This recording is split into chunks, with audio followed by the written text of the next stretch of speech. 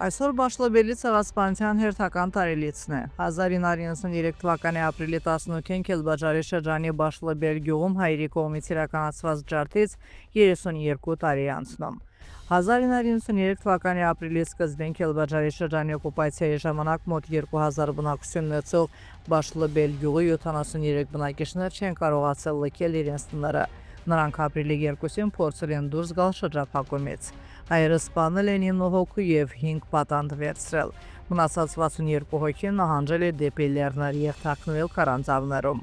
Ապրիլի 18-ին հայերը հայտնաբերելով բնակիչների գտնվելու վայրը հարձակվել են քարանձավների վրա, սպանելով ևս 18 հոգու և 14 մարդու գերի են վերցրել։ Միջադեպի ժամանակ մեկ մարդ անհետ կորել է, ողջ մնացած 30 հոգի 113 օր մնացել են շրջափակման մեջ։ Ի վերջո հուլիսի 17-ին նրանք կարողացել են դուրս գալ շրջափակումից և գիշերշարժվել լեռնային ճանապարհներով։ Քելբաջարի շրջանը օկուպացիայից դասագրվել է 2020 թվականի նոյեմբերի 25-ին 44-օրյա հայրենական պատերազմի ժամանակ։